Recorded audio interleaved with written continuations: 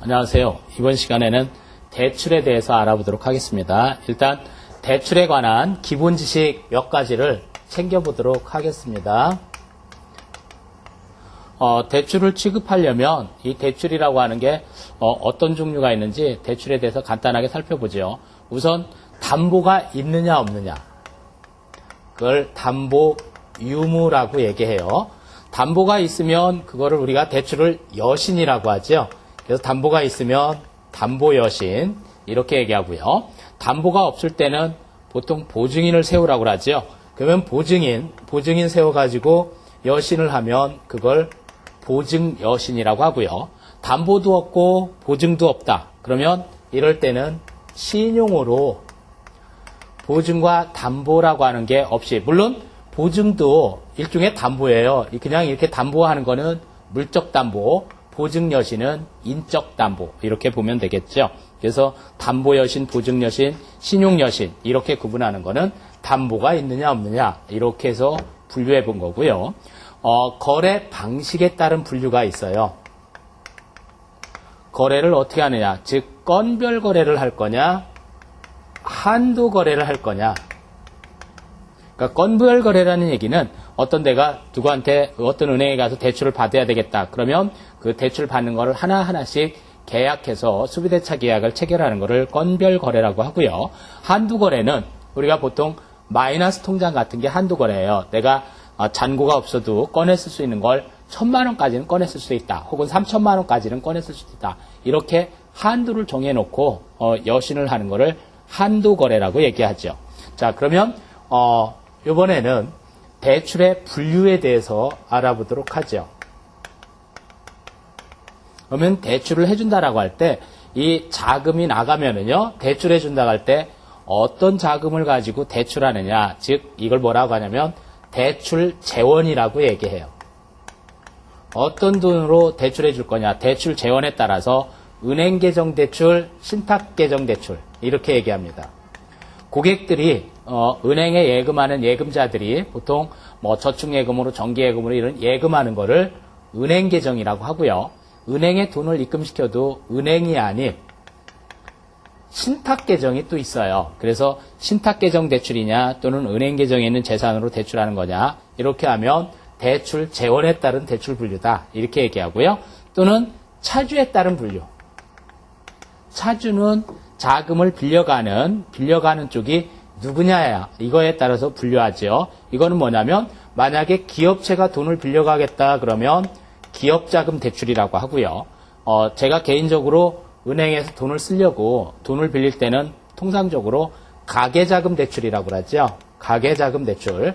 그리고 공공 및 기타 자금 대출. 예를 들어서 공공기관이라든지 지방자치단체라든지 이런 것도 돈이 필요해서 대출을 받을 수가 있어요. 그러면 이런 기관에 대해서 대출을 해줄 때는 그걸 공공 및 기타 자금 대출. 이거는 차주가 누구냐, 돈을 빌려가는 자에 대한 분류고요.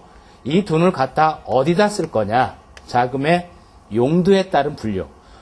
나는 이 돈을 빌려다가 내가 뭐 생산활동이나 판매활동, 기업활동을 하는데 이 돈을 쓰려고 한다. 그럼 그걸 뭐라고 하냐면 운전자금 대출이라고 해요.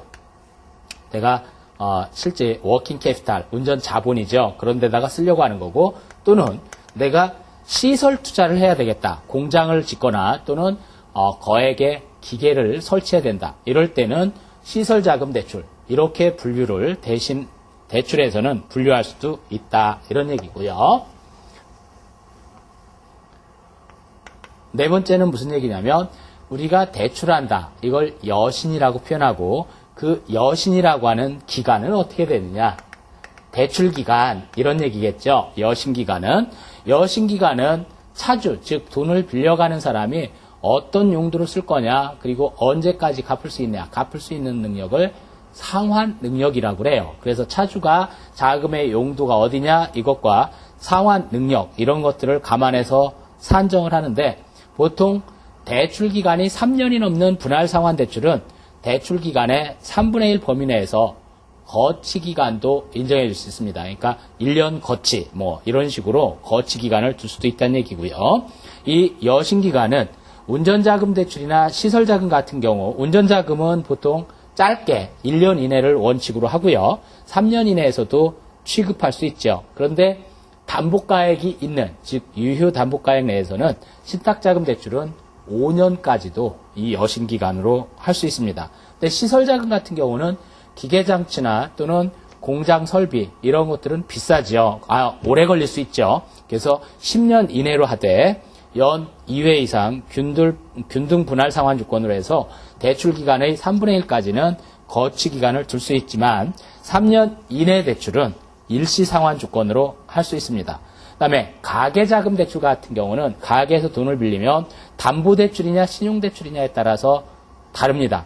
담보대출 같은 경우는 3년 이내 만기 일시 상환이나 또는 원리금 균등 분할 상환이 되지만 신용대출 같은 경우는 원칙적으로 1년 이내로 합니다. 그러니까 신용대출은 1년 이내를 원칙으로 하되 만약에 승인을 받으면 5년 이내에서 취급할 수 있습니다.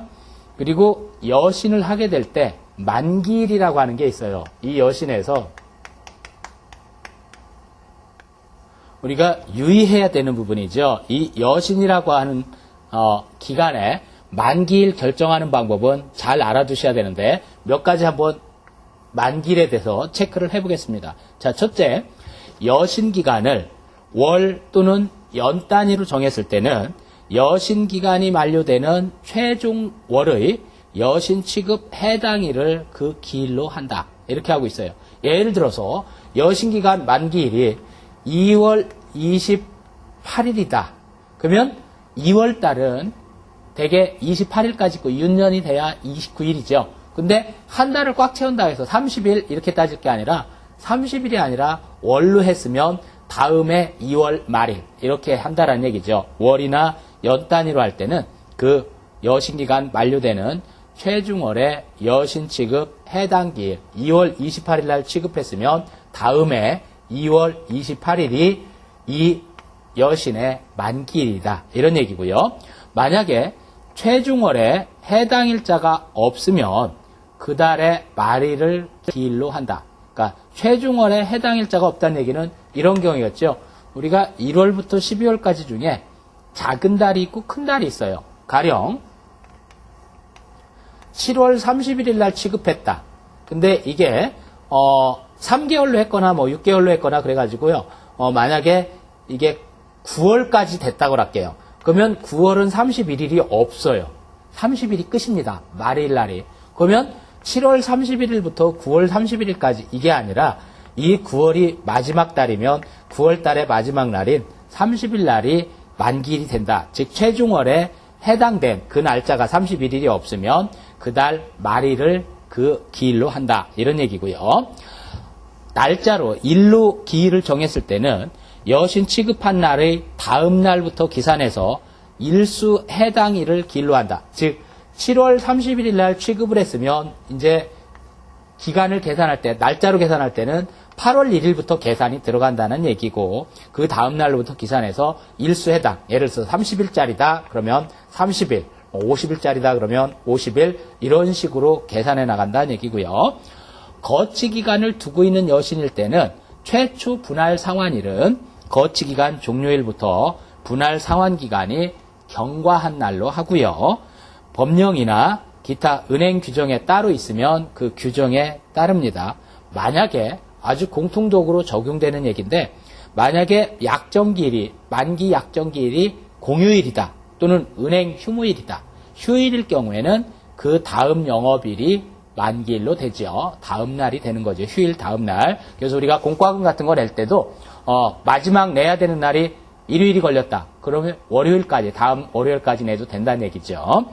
대출이자의 징수 기준은 여신 종류 또는 이자 징수 시기에 따라서 다른데 몇몇 가지 보면은요.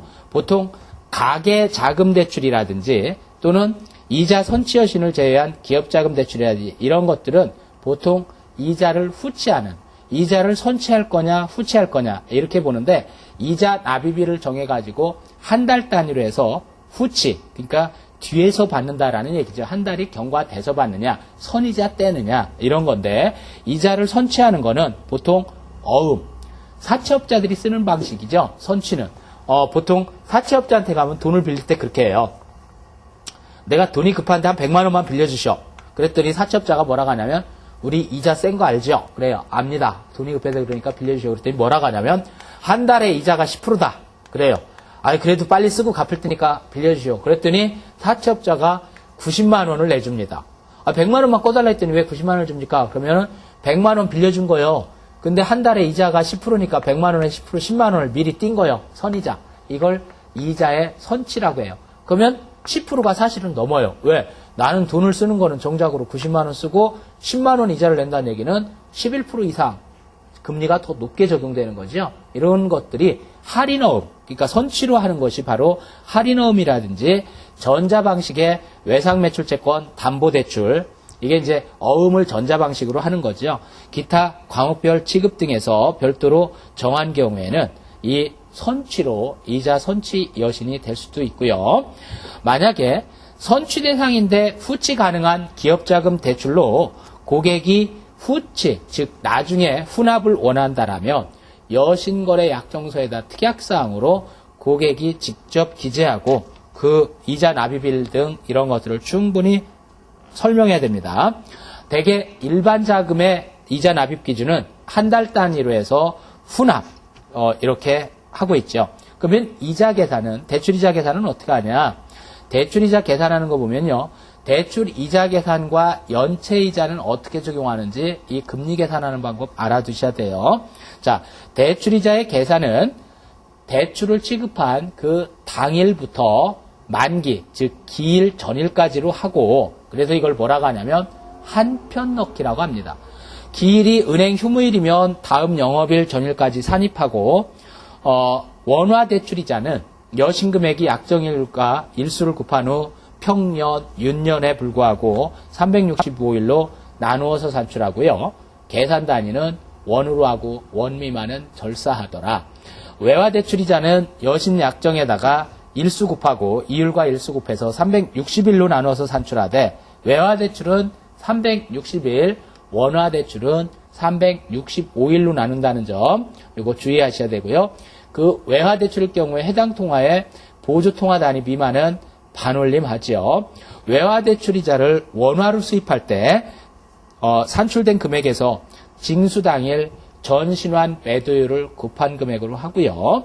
만약 한 건으로 약정된 외화 대출을 분할 취급할 때는 각 분할 실행한 실행건을 실행일에 해당하는 이자율을 적용하고 차기 이자 수입일에 최초의 실행건과 나머지의 분할 취급건 이자율하고 이자 수입일을 일치시키죠. 이런 방식으로 대출이자는 계산합니다. 그러면 만약에 이자를 제때 안 냈을 때 우리가 흔히 연체이자가 적용한다. 그런데 그 연체이자의 징수 기준을 보겠습니다. 일단 용어를 몇 가지 정리해 보도록 할게요. 연체 관련해서 만약에 연체가 됐다. 그러면 이자 납입일 이자납입일이 뭐냐? 이거는 이자를 언제 내기로 한 날이죠. 이자를 납입하여야 할 날 또는 납입한 날. 이자 납입한 날을 이자 납입일이라고 하고요. 연체 발생일. 연체가 발생했다. 이렇게 얘기하면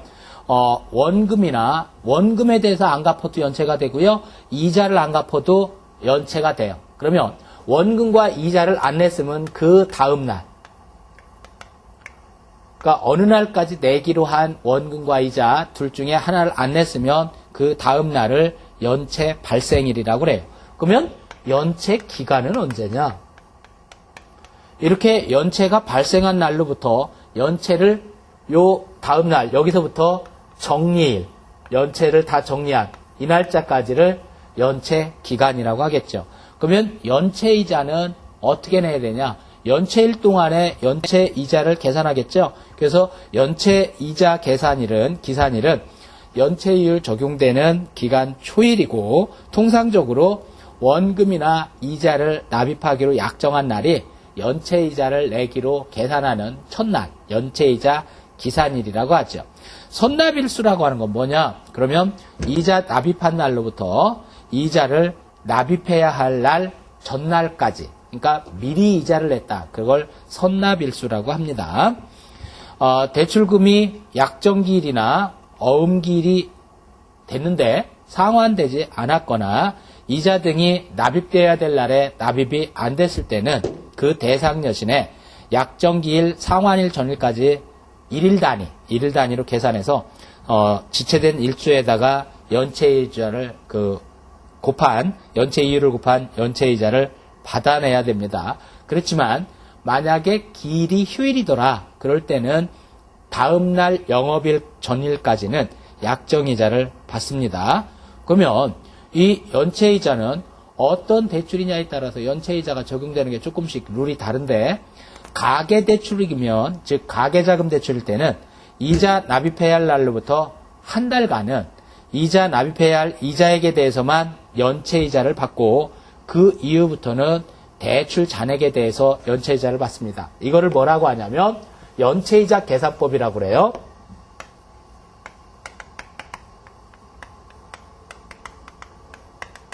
자, 연체이자를 계산할 때 어떤 대출이냐에 따라서 연체이자 계산하는 게 조금씩 틀린데 일단 가계자금 대출의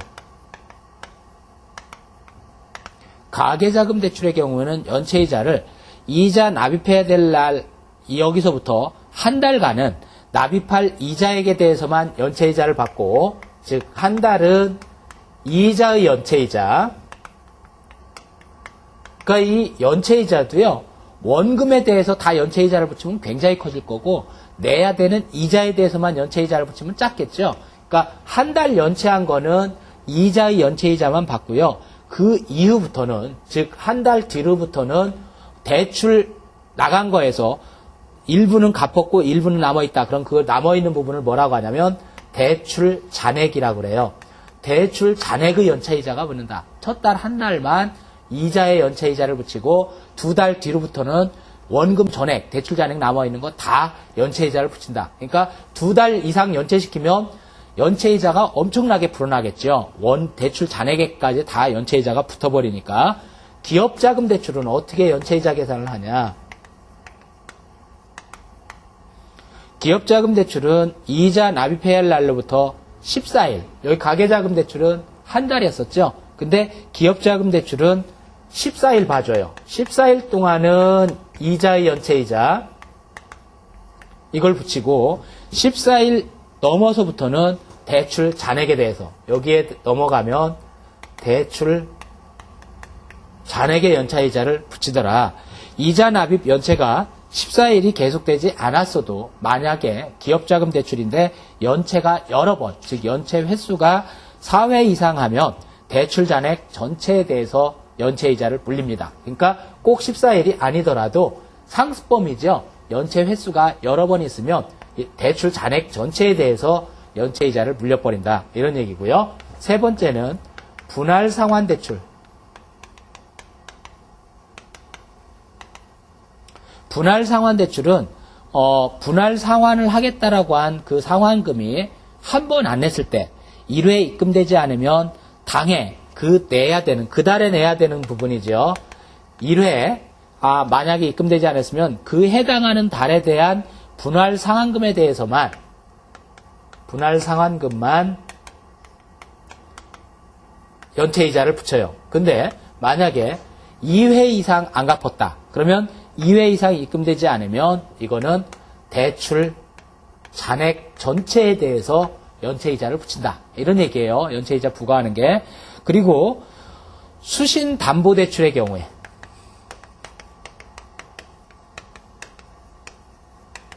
수신담보대출이라는 건 그런 거예요. 내가 은행에다가 적금을 부었다. 그러면 내 적금을 안 깨고 적금은 놔뒀다. 그럼 내가 은행에 일부는 예금하고 있고 그걸 담보로 해서 또 대출을 받는다. 이런 거를 수신담보대출이라고 하는데 약정기일 전에는 연체이자 적용하지 않고요. 약정기일이 넘으면 납입해야 될 이자에 대해서만 이 상품 담보대출로 우리가 대출을 받아가면 연체시켰을 때 이자에 대해서만 이자의 연체이자 이것만 붙인다는 얘기예요. 그러니까 이게 제일 부담 없는 거죠. 내가 넣어놓은 돈이 있기 때문에 은행에 예금해 놓은 거 있기 때문에 이거는 연체이자가 이자에 대해서만 붙지 그렇게 세지 않아요. 자, 기타 이거 이외에도 기한이익이 상실된다. 기한이익이 상실된다라면 상실된 날로부터 대출 전액에 대해서 연체이자를 받습니다. 기한이익 상실이라는 건 이런 거죠. 내가 5년 동안에 돈을 쓰기로 하고 대출을 받았다. 근데 지금 다 갚아라. 그게 기한이익의 상실이라고 그래요. 5년 동안 내가 돈을 쓸 수 있음에도 불구하고 그 기한에 대한 이익을 날린 거죠. 그걸 기한이익 상실이라고 합니다. 자, 이렇게 해서 간단하게 대출에 대한 기본 지식을 살펴봤고요. 이제 대출 심사와 서류에 대해서 알아보도록 할게요. 대출을 받으려면 돈을 빌려가는 사람을 뭐라고 하냐면 채무자 이렇게 얘기하죠. 그래서 이 채무자뿐만 아니라 채무에 관련된 보증인이라든지 연대보증인 또는 담보를 제공하는 사람 이런 사람들을 다 토탈 해가지고 채무관계자라고 합니다.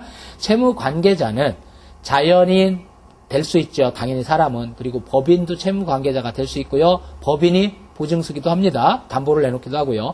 조합이나 단체 등도 합니다. 그 대신 채무관계자는 원칙적으로 완전한 행위능력자여야 돼요. 그러니까 행위무능력자는 즉 예를 들면 미성년자나 한정치산자, 금치산자는 보증도 설 수 없다라는 얘기예요. 여신의 비적격자, 즉 대출을 못 받아갈 사람들은 누구냐? 대출금을 연체시킨 자 또는 은행에 손해를 끼친 자 이런 사람들은 대출을 못 받아가요.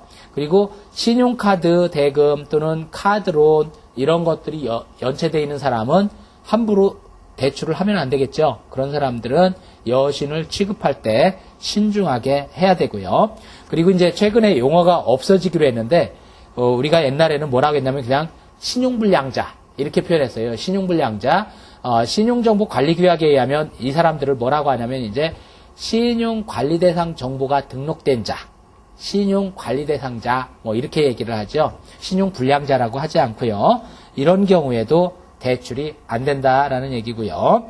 그리고 은행이 대출을 해줄 때는 대출과 관련된 그 여신거래 약관이라는 게 있어요. 이 약관의 내용을 창구에 비치해 놓고 고객들이 그걸 볼 수 있어야 되고 언제든지 보고 싶어 하면 연락, 교부 청구에도 응해줘야 됩니다.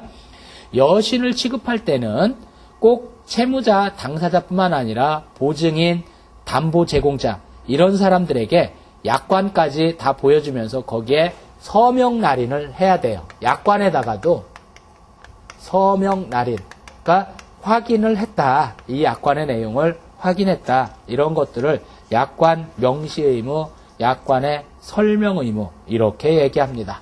자, 이거는 대출 심사와 관련된 얘기고요. 본격적으로 대출 상품에 대해서 알아보도록 할게요. 대출의 종류, 즉 대출 상품들을 보면 일단 금융기관별 상품이 있어요. 자, 금융기관별 상품부터 살펴보도록 하겠습니다. 자, 금융기관별이라는 얘기는 제일 먼저 은행이 나오겠죠. 은행도 대출을 할 때 두 가지로 구분한다고 했어요. 하나는 은행계정이라고 그랬고 하나는 신탁계정이라고 그랬죠. 그러면 여기는 은행계정의 대출, 여기는 신탁계정의 대출 이렇게 구분해 볼 수 있어요. 은행에서 은행계정으로 대출하는 거는 어떤 거냐? 보통 일반자금 대출을 하거나 또는 우리가 예금을, 내가 한 예금을 담보로 하는 거를 예금 담보 대출이라고 그래요. 예금 담보로 대출을 받거나 또는 내가 주택을 담보로 우리 아파트를 내놓고 주택을 담보로 해서 대출을 받거나 또는 재형저축자금에 대출을 받을 때는 이 은행계정으로 쓰고요. 신탁계정에 있는 돈으로 쓰면 신탁대출 이렇게 얘기하는데 어떨 때 신탁대출이냐면 부동산 저당대출. 내가 갖고 있는 땅, 부동산, 건물 이런 것들을 담보로 잡아놓고 그걸 저당권 설정이라고 하죠. 저당권을 설정해놓고 대출을 받을 때 또는 요즘에 인기리에 많이 팔리고 있는 펀드들 있어요. 그 펀드를 뭐라고 하냐면 수익증권이라고 하죠. 수익증권 담보대출. 이 수익증권이라고 하는 걸로 맡겨놓고 대출을 받는다. 그럼 수익증권 담보대출도 있겠고요. 적립식 신탁대출.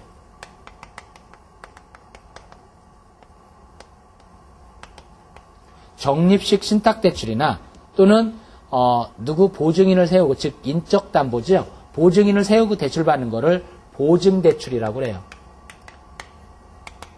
그러니까 내가 누군가 보증인 데리고 가서 대출받는다라고 하면 그때는 다 신탁대출이라는 얘기예요. 신탁계정에서 대출을 받는다. 그 다음에 내가 주식 같은 걸 지금 투자하고 있는데 이 주식은 계속 주가가 올라가니까 팔기는 싫어. 그러면 이 주식을 누구한테 맡기고 대출을 받겠다. 그러면 이걸 유가증권 담보대출이라고 하거든요. 유가증권 담보대출. 이 유가증권 담보대출도 결국 신탁대출로 분류된다. 이거는 은행 계정에서, 신탁 계정에서 이렇게 금융기관별로 봤을 때 은행의 대출 상품이라고 그래요. 자, 두 번째는 신용카드사의 대출 상품. 신용카드 대출은 좀 조심해야 되죠. 대출 금리가 굉장히 높습니다. 거의 사채업자 뺨치죠. 자, 신용카드 대출은 작은 금액을 쓸 때는 이걸 뭐라고 하냐면 카드론이라는 걸 씁니다. 소액으로 대출 받을 때. 그리고 신용카드사들도 신용대출이라는 걸 해줘요. 그래서 신용대출 받을 수 있고요. 신용카드도 부동산을 갖고 가면 금리를 조금 낮게 적용해서 대출 받을 수 있습니다. 즉 신용카드사도 부동산 담보대출을 해준다라는 얘기예요. 세 번째는 보험사 대출. 보험회사 가서 대출 받으려면 대개 약관대출이라고 하는 걸 씁니다. 그러니까 보험 계약을 하고 거기에 따른 약관에 따른 대출, 약관대출 받고요. 그리고 서울보증보험 같은 데 가면 보증보험 회사에서 보증보험 증권을 내 신용에 따라서 당신은 내가 5천만 원 정도 쓸 수 있나 한번 봐주세요. 신용평가 접수 봐가지고 5천만 원 됩니다. 그러면 5천만 원짜리 보증보험 증권을 끊어줘요. 보증보험 증권을 끊어주면 그거는 그 보증보험 회사가 보증을 해줬기 때문에 은행에서 대출을 해줍니다. 이걸 뭐라고 하냐면 보증보험 대출이라고 그래요. 그러니까 이 보증보험 대출은 주로 보험사들이 쓴다는 얘기죠. 보험사에서 대출을 할 때. 그 다음에 이 보험사들도 부동산 담보대출을 합니다. 우리나라나 일본 같은 이쪽 동양권에서는 부동산 담보대출이 대출에서 굉장히 많아요. 대출 유형 중에. 상호저축은행 대출 볼게요. 이 상호저축은행은 은행의 문턱을 낮추는, 즉 은행보다는 대출이라든지 요건이라든지 이런 걸 다 완화시켜서 까다롭지 않게 하는 것이 상호저축은행 대출이기 때문에 이런 걸 많이 합니다. 이를테면 학자금 대출. 내가 대학을 입학해야 되는데 가정 형편이 넉넉지 못해가지고 등록금은 내가 일단 빌려서 학교를 다니고 졸업한 다음에 내가 갚겠다. 돈 벌면. 이런 것들을 학자금 대출이라고 하고요. 또는 의료비 대출. 심각한 질병이 있다든지 응급환자라 치료를 받아야 된다든지 그런데 병원은 냉정하게도 입원 수속을 안 해놓으면 환자를 안 돌봐줘요. 그러니까 의료비가 급할 때는 의료비를 대출받을 수 있습니다. 상호저축은행에서 많이 대출하는 상품 중에 대표적인 게 뭐냐면 또 개인 택시 대출이에요. 택시 사업자들, 개인 택시 하는 사람들은 몇 년 동안 택시로 운전해가지고 돈을 벌어먹었지만 몇 년 지나면 차를 또 새로 사야 돼요. 그러면 그 차를 사기 위해서 저축을 꼼꼼히 해놓은 사람도 있지만 벌어먹고 사느라고 급했어. 그러면 차를 바꿔야 될 때쯤 목돈이 들어가지요. 그럼 그 차를 사는 돈을 상호저축은행에서 대출해 줍니다. 이거를 개인 택시 사업자 대출이라고 하고요. 그 다음에 웹 스피드론이라는 게 있어요. 웹 스피드론은 요새는 전자상에서, 즉 인터넷상에서 대출 같은 것도 취급이 이루어지기 때문에 이걸 웹 스피드론이라고 하고요. 다섯 번째는 금리가 조금 높게 적용되지만 할부금융사라는 데가 있습니다. 이 할부금융사가 많이 쓰는 거는 주택 할부금융이나 자동차 할부금융을 합니다. 주택이나 또는 자동차. 특히 요즘 할부금융사들이 많이 하고 있는 게 자동차 할부금융. 누가 자동차를 사는데 할부로 차를 샀다. 그러면 자동차 회사하고 할부금융사하고 커넥션이 돼 있어가지고 서로 소개해주고 그래서 할부금융으로 이걸 대출을 받게 해줍니다. 또는 학자금 대출. 할부금융사도 학자금 대출을 하고요. 그리고 부동산 담보대출. 부동산 담보대출은 웬만한 금융기관들은 다 취급을 하지요. 이렇게 금융기관에 따른 상품들은 어떤 특징을 갖고 있는지 이 보통 할부금융사의 대출 상품을 우리는 무슨 캐피탈 이런 식으로 얘기하죠. 그래서 이 캐피탈들이 어떻게 대출하는지 이런 내용을 살펴봤고요. 이거는 금융기관에 따른 금융기관별 대출 상품이라면 두 번째는 돈을 빌려다가 어디다 쓸 거냐 이거를 용도별 대출이라고 그래요. 용도별로 개인이 대출해가는 개인 대출을 보도록 하겠습니다. 우선 개인 대출이기 때문에 용도별 개인 대출은 크게 두 가지로 구분하죠. 가계자금 대출이냐, 집 살라고 주택자금 대출이냐 이렇게 두 가지로 구분해 볼 수 있어요. 가계자금 대출과 주택자금 대출. 근데 이제 주택자금 대출도 나뉘어지죠. 주택 구입자금 대출이냐 또는 전세자금 대출이냐 아파트 청약해놓고 중도금 대출이냐 경매로 내가 경락을 받아놨는데 잔금을 치르기 위한 대출 경락 잔금 대출이라고 그래요. 그 얘기는 이렇게 용도별 개인 대출을 또 구분해 볼 수 있는데 가계자금 대출은 보통 신용으로 가계자금 대출을 많이 받습니다. 어떻게 받냐? 인터넷 대출. 보통 CSS라고 그래가지고요. 커스터머 스코어링 시스템이라고 하는 이 CSS 점수에 따라서 인터넷 대출을 받을 수가 있어요. 그러니까 이 인터넷 대출도 신용 대출이겠죠. 나의 신용 평가 시스템에 점수가 몇 점이냐. 그래서 내가 신용으로 대출 받을 수 있는 한도가 어디까지냐. 이런 식으로 해서 대출 받는 거를 인터넷 대출이라고 하고요. 그 다음에 직장인 신용 대출이 있어요. 이 직장인 신용 대출은 보통 급여소득자들을 위해서인데 그 급여소득자도 어떤 직장을 다니냐에 따라 달라집니다. 예를 들면 뭐 직업군인으로 있다든지 학교의 선생님으로 있다든지 그러면 신용도가 높아요. 직장을 그만둘 가능성이 적죠. 근데 언제 잘릴지 모르는 직장이야. 그러면 은행에서도 그런 직종에는 대출을 꺼리겠죠. 그래서 이게 어떤 직장에 다니고 있는지 안정적, 직업의 안정성이 높은 직장일수록 대출을 잘해주고 또 대출 한도도 높고 이런 거예요. 이걸 직장인 대출이라고 하고요. 그 다음에 전문직 신용대출이라는 게 있어요.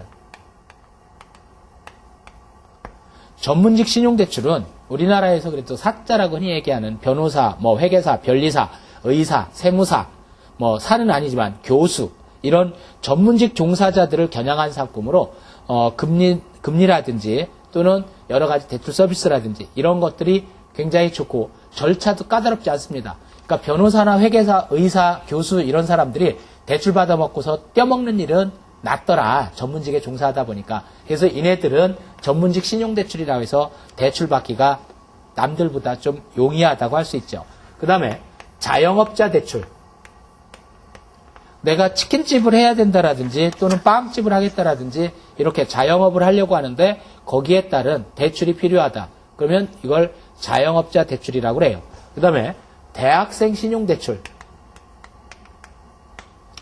대학생들은 학자금 대출하고 마찬가지 개념이지만 꼭 대학생들이 학자금만 대출받는 게 아니라요. 요즘에는 뭐 여름방학 동안 어디 배낭여행 가려고 대출받기도 하고요. 또는 어학연수가 요새는 또 뭐 필수 코스처럼 하고 있어요. 그러면 어학연수 간다든지 유학 가야 되겠다든지 이런 걸로도 대학생들이 학자금 대출처럼 신용대출을 받습니다.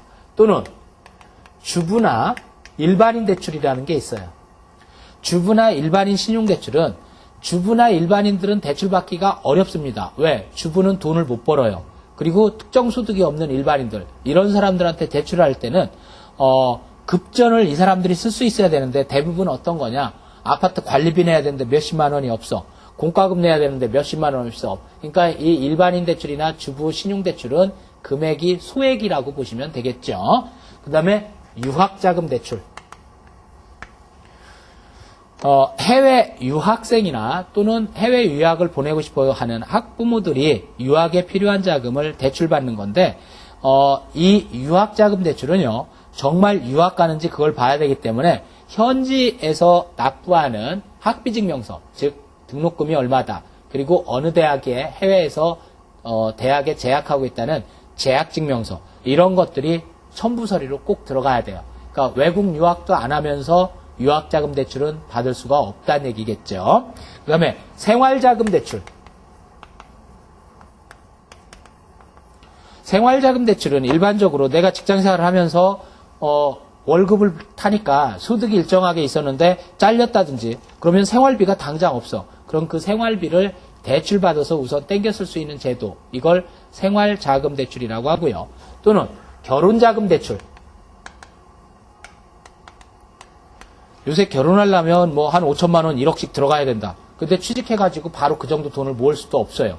취업하고 바로 결혼하려고 하는데 자금이 없다. 그러면 아직 사회초년생이다 보니까 저쪽도 충분치 않고 돈을 마련할 길도 없고, 그래서 결혼할 때 1, 2천만 원씩 결혼 비용을 예비 신혼부부들 중에 소득이 일정하게 있다라면 대출을 받을 수가 있습니다. 이걸 결혼자금 대출이라고 해요. 또는 여행자금 대출. 옛날 같으면 대출 받아서 여행 간다고 하면 정신 나간 놈이라고 그랬을 거예요. 근데 요즘에는 대출 받아서까지 여행을 다닙니다. 그러니까 목돈이 필요한 여행을 가기 위해서, 심지어 뭐 어떤 분들은 여행사에다가 한꺼번에 수백만 원씩 내고서 여행을 가야 되는데 여행을 가기 위해서 적금 붓는 사람도 있어요. 근데 적금을 못 붓고 오히려 대출을 받아서 가야 되겠다. 그러면 여행자금 대출로도 가계 자금 대출로 대출을 받을 수 있다는 얘기고요. 이제 주택자금 대출을 볼게요. 주택자금 대출은 주택 담보대출이냐, 또는 뭐 구입자금 대출이냐, 전세자금 대출이냐, 뭐 경락잔금 대출이냐, 뭐 이렇게 구분할 수 있는데, 일단 주택자금 대출에서 이렇게 구분해 볼게요. 주택자금 대출에서 담보대출부터. 자, 담보대출은 보증서 담보대출, 예를 들어서 신용보증기금이라든지 보증보험이라든지 이런 데서 보증서를 가져오면 그 보증서 담보대출을 할 수도 있고요. 이제 요새 많이 하는 게 뭐냐면 아파트 담보대출.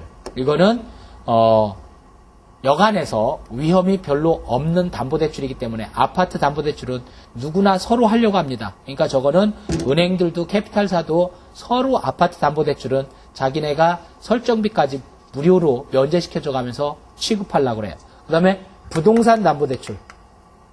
이 부동산 담보대출은 그냥 일반 주택담보대출하고 달라요. 아파트를 제외한 기타 부동산을 담보로 해서 대출받는데 아파트보다는 담보가치가 높게는 안 됩니다. 왜?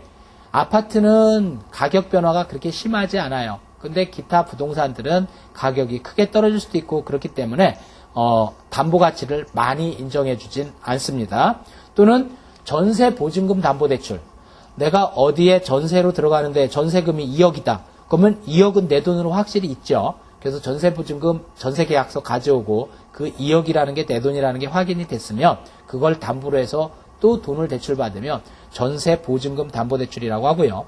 또는 주식 투자를 하고 있으면 주식을 갖다 맡기고 돈을 빌릴 수 있어요. 이게 주식 담보대출이고요. 자동차를 구입할 때 대출해 주는 게, 물론 자동차를 할부로도 살 수 있지만 내가 돈을 다 내고 자동차를 산 다음에 이 자동차를 담보로 또 돈을 빌릴 수도 있어요. 이걸 자동차 담보대출이라고 하죠. 자, 이거는 담보대출이고요. 이제 주택 구입자금 대출.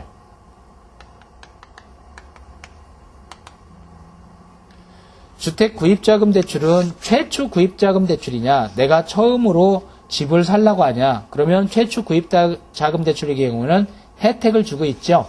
뭐 주택가의 70%로 1억 내까지 뭐 이런 식으로, 또는 중도금 대출이라든지 이런 걸 할 수 있고요. 자, 자금 용도에 따라서 대출 기간도 선택하고, 또는 수수료 혜택, 설정비 혜택 같은 거 이런 것도 고려해보고, 또는 변동금리로 하는 게 좋겠냐, 고정금리로 하는 게 좋겠냐, 이런 것도 살펴볼 필요가 있겠죠. 자, 이렇게 하면 대출 상품의 용도별 개인 대출까지 봤고요. 세 번째는 소액 긴급자금 대출이라는 게 있어요.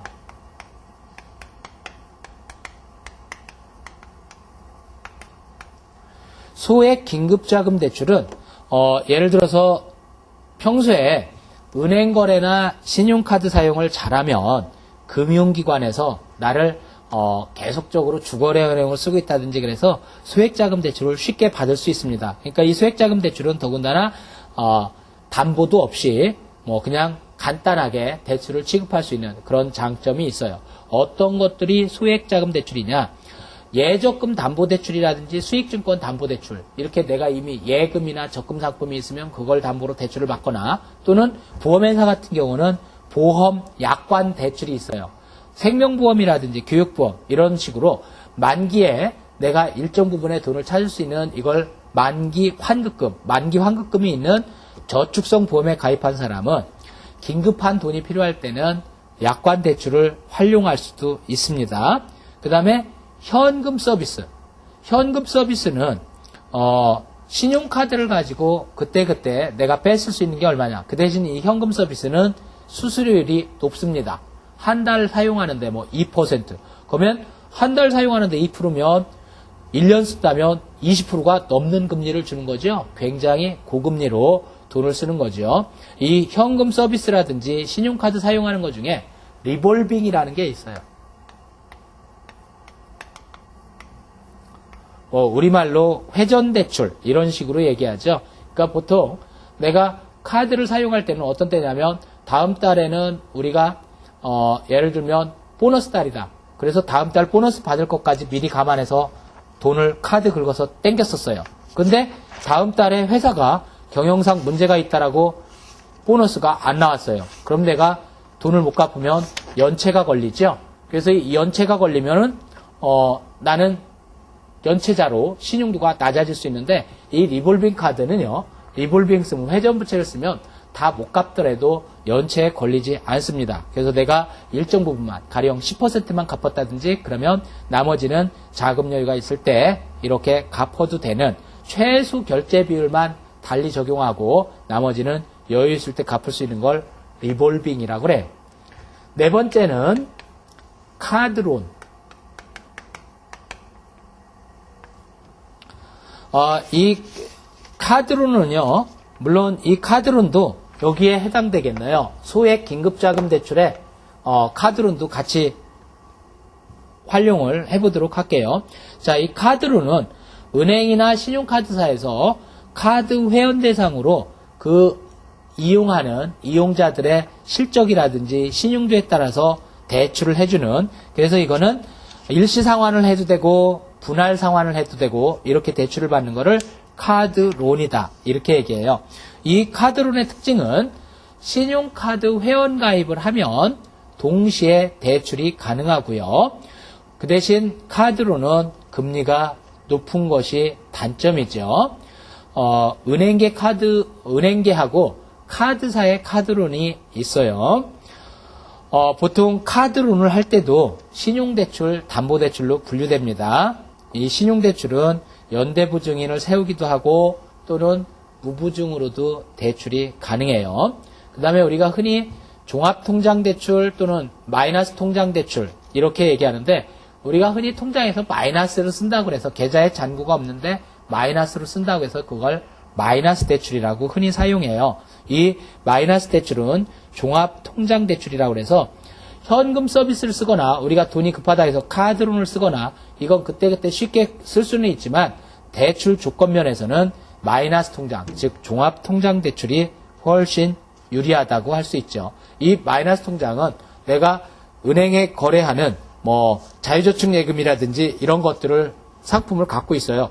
그러니까 이미 저축상품으로 갖고 있으면 그 상품에서 내가 돈이 필요할 때는 잔고 없이 뺐을 수 있는 거를 종합통장대출 이렇게 얘기해요. 자, 이 종합통장대출 마이너스 대출은 장단점을 한번 살펴볼게요. 우선 장점은 대출금리가 싸다. 카드 서비스라든지 이런 것보다 싸고요. 대출과 결제가 매우 편리하다. 왜? 내가 쓰고 싶으면 언제든지 빼쓰고 돈 여유 있으면 갖다 입금하고 그러면 되기 때문에 결제라든지 대출이 편리하다. 근데 단점이 있어요. 어떤 게 나쁜 점이냐? 이 마이너스 통장을 막 쓰게 되면 무절제한 소비생활이 되기 쉽다. 막 꺼냈어. 어차피 잔고 없어서 뺐을 수 있어. 그리고 부실이 진행되는 거를 사전에 막기가 어렵습니다. 마이너스 통장은 그럼 어떻게 활용하는 게 좋겠느냐? 마이너스 통장 활용법 볼게요. 각종 결제대금이나 공과금들을 결제계좌로 이용한다. 왜? 한꺼번에 결제계좌로 이용하게 되면 마이너스 통장의 한도라고 하는 것이 내 신용도에 따라서 잔고가 없어도 쓸 수 있는 한도가 점점 올라가겠죠. 그리고 긴급 소액자금에 사용하는 게 좋겠다. 대출 신청은 가급적이면 인터넷으로 한다. 왜냐하면 창구로 가서 거래하는 것보다 인터넷이 비교적 저렴합니다. 싸지요. 그리고 대출 한도의 90%만 쓴다. 예를 들어서요. 내가 마이너스 통장 대출이 1000만 원까지 한도가 된다. 1000만 원 풀로 쓰지 말란 얘기예요. 900만 원 정도만 써라. 이런 얘기고요. 그러면 마이너스 통장을 내가 한도를 늘려가지고 1000만 원이 아니라 3000만 원 이렇게 올리려면 어떻게 되냐. 급여이체 또는 뭐 공과금 자동이체 이런 것들을 다 한 통장으로 주거래은행을 정해서 모아버려요. 그러면 거기서 내가 뭐 카드 이용하는 거라든지 주거래 고객이 돼가지고 CSS 점수가 높아지겠죠. 그러면 CSS 점수가 높아지면 그만큼 대출에 대해서 내 신용도도 점수도 높아져서 많이 취급할 수 있다. 이런 얘기고요. 그 다음에 효과적인 대출은 어떻게 받겠냐? 효과적인 대출 방법, 이걸 대출의 재테크라고 그래요.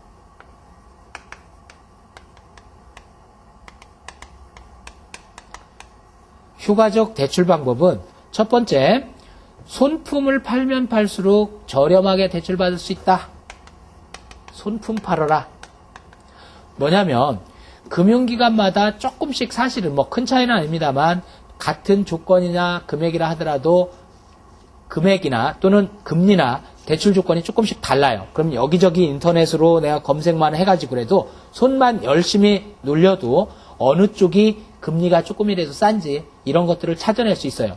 그러니까 손품을 팔면 저렴한 대출을 이용할 수 있다. 이런 거고요.